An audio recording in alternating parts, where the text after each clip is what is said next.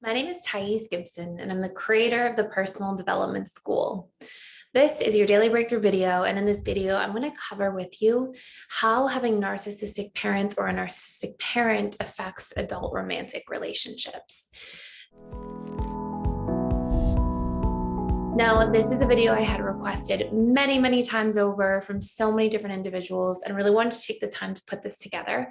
Quite honestly, this could probably be its own, 4-hour video or something of that liking, but I will cover a few really key concepts and topics that are important to become aware of as it relates to attachment trauma. And one thing that's really important to keep in mind as I go throughout this video is that proximity to the narcissistic parent or parents will have a massive impact. So, for example, if you had your primary caregiver being one parent and the other parent was a narcissist, and maybe those two parents were divorced and you see that narcissistic parent once a month or once every couple months, or if you have two narcissistic parents, but at a young age you went and lived with your grandparents, proximity will matter, right? Is it the primary caregiver or secondary caregiver? What is the proximity? All these things will play a role. But in this video specifically, I'm going to cover key themes that are important to pay attention to. And I think it's also important to really remember that you are not born with the impacts of this. These things get conditioned into you and imprinted upon the subconscious mind. And by the same token, these things can be reprogrammed or reconditioned. So if you see these patterns, you see some things you think are maybe not the best attachment style patterns to be carrying at a subconscious level, please keep in mind that these things can be transformed. So first and foremost, one of the biggest things that's likely to take place is if you have a narcissistic parent, there's generally going to be a quite strong wound of feeling like you are unsafe. And this can be unsafe emotionally, this can be unsafe physically. And the really interesting thing about this is that you won't necessarily carry this with you at a conscious level. And in fact, often when I say this to individuals, oh, there's a subconscious wound of feeling unsafe, often people don't relate to it through observation of self. Often they actually relate to this through noticing their patterns of behavior. And I'm going to show you some examples of this. If you have a parent who is a narcissist, you may find that you go out of the way to be in control of your life so that nobody else can control it and you're left to feel unsafe or helpless. You may find as well that you are somebody who way over defends yourself. So let's say somebody cuts you off, you might overreact to that, over defend in an argument, raise your voice, like have these sort of like over defensive responses. And it's because of a core wound of feeling unsafe. You may be like, oh no, but I can take care of myself. I can protect myself. I know how to fight back and be strong. But it's like, why do you need to fight back so strongly, right? Why are you not okay with just setting a healthy boundary and walking away and everything's good? And so there may be this over defensive response. There's the I am unsafe core wound, the I am helpless core wound. This terror of being helpless in your life can be a very prevalent theme as the child of a narcissist. And at its core, there's also a lot of nervous system dysregulation. So more often feeling comfortable and familiar being in fight or flight mode, AKA sympathetic nervous system mode, and finding yourself maybe in your adult life struggling with restlessness, having a hard time sitting still, having anxious thoughts a lot of the time, finding yourself walking on eggshells in many different relationships, and having this sort of background pressure of feeling like you always have to be on and ready to perform or achieve or all these different things that generally get conditioned in by a narcissistic parent because of the fact that the narcissistic parent often derives narcissistic supply from their child.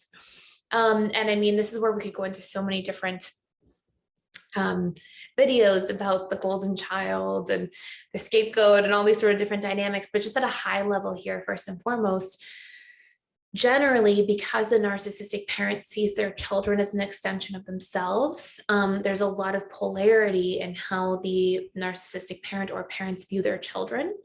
And there's often like a lot of pressure on the child to show up, perform, or behave a certain way, because this is what the narcissistic parent sort of sees as a reflection of themselves. And if a child does something bad or wrong, that parent whose entire personality is sort of architectured in a way to avoid their own feelings of deep embedded unconscious shame, what essentially takes place is that the parent does not want their child to be bad or do anything wrong because they will derive a sense of shame from that experience.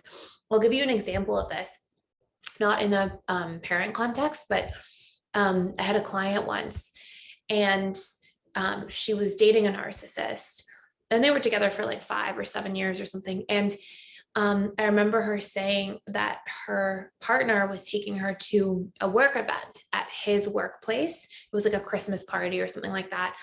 And she had a pimple on her face. And that partner said to her, she was like getting all ready, and she came downstairs, and her partner said to her, "How could you do this to me?" And it's so funny to think about, because it's like, what do you mean? Like, a pimple, it happens, it's life, it's not about you. It's not like I intended to do that. And the narcissist got really mad and like uninvited her from the party and went without her, and this whole thing. Of course, all the chaos ensues, right? But there's this deep hyper-personalization that takes place, and that's between partners. You can imagine that may be even the next step greater in certain degrees with offspring, right? With children of narcissists. So there's this big personalization around like grades and performance and like everything that sort of spills out in many different areas. Now, how that impacts the subconscious mind of a child is it sort of lays this landscape or foundation to feel this constant need to be on, performing, achieving, afraid, or in other cases, if there's a lot of negative emotional associations over time, which often there would be, there can be a sort of breaking off, because whenever we go through trauma, we tend to get into polarized outcomes. Either we really adapt and go along with trying to appease the situation that's creating the trauma as a form of relief, or we move in the polarized direction and rebel against the traumatic situation as a subconscious strategy for relief. So you'll usually see, in this case specifically, as a child of a narcissist, you either are a high performer, high achiever, constantly putting pressure on yourself to show up and do all these different things, or the flip side is that you break off into the opposite direction and you completely rebel against anything related to performance and achievement as a subconscious strategy to get away from all of that negative feeling of pressure. And so it can really go in either direction. And just to be clear, this doesn't mean like every person who's a high performer or achiever has a narcissistic parent, but it's not one of these things. But as you see all these things kind of going down the ladder combined, you'll see a lot more of these outcomes, right? So that's a huge piece. Another really big thing, and that really goes hand in hand, by the way, with a core wound of I am unworthy. It's very common to have an unworthiness core wound, because if there's this constant insinuation of pressure, it's like you're never feeling as a child like you are loved for just who you are or how you are, but instead what you do, how you perform, what you achieve.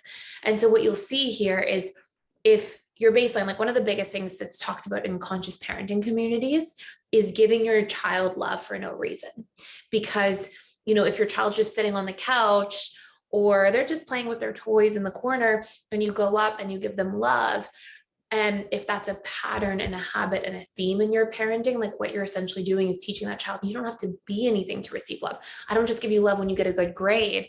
I give you love just because you exist. And that teaches an inherent sense of worthiness. And that's often quite present in securely attached families and with parents. And obviously some people just don't have the emotional literacy to know these things, or not taught these things growing up.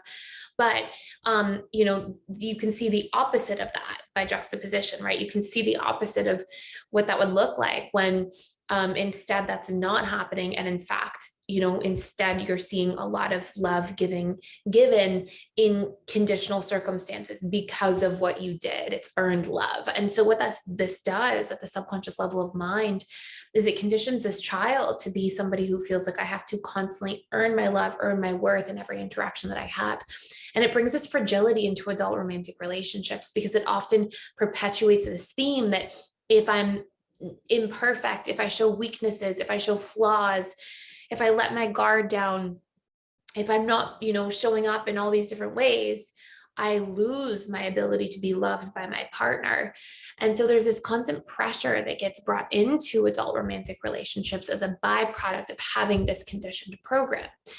And what you'll see is not just this pressure that gets taken into relationships, but also this lack of feeling comfortable to be vulnerable, to show weaknesses, to show flaws, to, relax, sit still, to have time to yourself, to be lazy in front of your partner. Like all these different themes will emerge, and it creates a huge barrier when you go into the power struggle stage of a relationship, because so much of what's necessary to navigate that stage, so dating, then we've got honeymoon, then power struggle stage, and then we've got other stages after that, but so much of what's necessary to move through that power struggle stage into the stability stage is being able to let your guard down, show your flaws, be vulnerable, share your needs, share your truth. And if that's not happening because you're unwilling to show anything, because you believe that then you lose worthiness of being loved, and that's going to destruct the relationship that you have that you're trying to hold on to, it actually does the opposite and often perpetuates the power struggle stage and sort of like elongates the power struggle stage overall.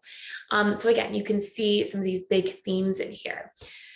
Some other big themes, and there's so many, like I feel like we could just make a whole course about this. We have a course, by the way, in the personal development school about overcoming narcissistic abuse. So actually reconditioning so many of the different programs and patterns, dealing with complex grief, grieving the relationship to yourself that often gets fragmented as a result of trying to be in connection to a narcissist. There is a focus on like the romantic relationship aspect, but definitely focus on like all relationships will be brought in there, and reconditioning the patterns at the root that are caused is very much a huge theme of that course. You can check that out for free for 7 days using the link below. But some other big themes are trust. Because there's this constant having to walk on eggshells, and because of the unpredictability of the narcissistic parent, just like any other form of trauma, there tends to be this huge, like, who am I getting today kind of theme, because we know, right, the narcissist and their relationship to themselves is what gets projected onto everybody around them. And the narcissist, generally in relationship to self, is either on this sort of high or this low. And so that experience gets projected onto everybody around them. And as a child, there's this sense of like, well, who am I getting? And trust is based on, I like to call the 3 C's of trust, and it's congruency, consistency. So what you say and how you behave align is congruency. I say, I'm going to be there for you, then I show up for you. I don't say, oh, I love you, and then do unloving things. I don't say I'm going to be there for you and then betray you, right? Like congruency. Consistency. So I show up across time consistently. And consideration, the ability to consider your feelings, your needs. So trust is a huge theme because there will be often a lack of those 3 C's with a narcissistic parent. And this really deep, powerful, this deep, powerful, I don't know, like another word for it, like profound, feeling of being unseen. It goes hand in hand with a lack of consideration. And it's because, unfortunately, the narcissist sees the child as that extension of themselves. They don't see the child as their own individual with their own programming, their own needs. And the narcissistic parent, that individual is going to see everybody as a character in their story, right? So they're going to see everybody as like, you should behave the way I expect you to behave at all times. And when you don't, we have a problem. Instead of like, oh, obviously I would have preferences that people are there to meet my needs if I would like them to be, but I also understand that every individual has their own life, their own programming, their own hierarchy of needs in the relationship to themselves, their own fears, their own wounds. And I can see that, and I can see when that's activated in somebody, and I can take that into consideration. And so an example of this could be, let's say there's a child who has some sort of fear of abandonment, right? Maybe we'd have a narcissistic parent, and this could be like, many parents. It wouldn't have to just be a narcissist. This could be somebody who just struggled with emotional literacy, had their own conditioned trauma passed down. But we can see the parent, maybe a child has a fear of abandonment, and it's a little boy, and he says to his parent, like, oh, I'm afraid of going, to summer camp. And, the narcissist might be like, just actively shame the child for that, right? Oh, you're being weak. This is embarrassing. Don't embarrass me. Like these sorts of dynamics. And, what a healthy situation would be to validate the child's feelings, still say, hey, let's try this. You can do it. Encourage the child, show them how they are strong and they can go to summer camp. But often there's this like total lack of seeing, hearing, understanding, empathizing with, validating that child's needs, because that person is so preoccupied by their own suffering, their own trauma. And at the end of the day, anybody who's got narcissistic personality disorder or is really high along the narcissistic spectrum, I mean, there's a lot of complex trauma that person in and of themselves has experienced at a deep level and is sort of driving their behaviors and actions. And by no means am I saying, oh, that's okay that they treat their child like that in any sort of way. But it's also helpful to remember that if you are the child of a narcissist, so that there's the ability to not personalize it so deeply, right? This trauma wasn't because you're so unworthy or you're so not good enough or you're so weak or shameful. It's because that person who was a huge role in establishing your programming had so much of their own complex trauma that trauma just gets passed down. I mean, trauma is very generational. You can almost think of trauma as like contagious in a way because it spreads so easily, right? And especially between an adult and a child. And so you'll see a lot of these themes, but it's important to remember, like, if that was you at summer camp or whatever it might be, like, it wasn't that you were weak. It was that the narcissist had shame it was projecting onto you, right? That was being projected onto you. So anyways, just important themes. There's a few other huge things. So huge wound of feeling unseen, not empathized with. Some big guilt and shame wounds will be quite common because often there's a lot of guilt tripping in narcissistic relationships, shaming, again, because of that extension of fearing shame that the narcissist has so deeply. There's also a huge theme of believing that relationships are a power struggle, because the narcissist tends to rule by wanting to have power over everything around, because that's how the narcissist comes to feel safe when they're struggling with such a lack of safety in the relationship to themselves and others first. And there's such a conditioned fear that they can't be vulnerable. And so when we believe that we can't be vulnerable and share our truth and open up, and we believe that it's weak to show our feelings or weak to need somebody or to want to rely on someone or to express ourselves, then the inevitability is that everything becomes a power struggle from that point forward.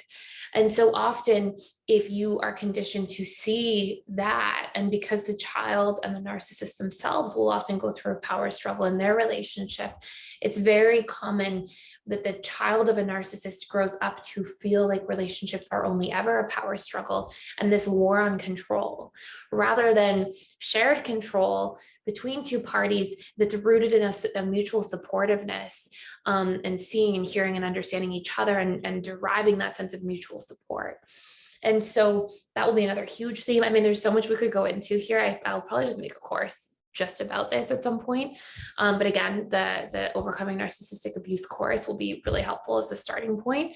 And then a huge fear of being weak, vulnerable, exploited, taken advantage of, and major boundary issues as well. Because often if you try to set boundaries as a child, you'll be made to feel like your no's get punished. And so you'll see your boundaries as unsafe, worthy of rejection, punishment. And so there will be this fear of having those boundaries in one's adult life. So these are some major themes. We could go so much more into this, but I had so many requests about this over time. So I was like, I'll just put together a fairly big video about it. But let me know any other questions or comments you have below.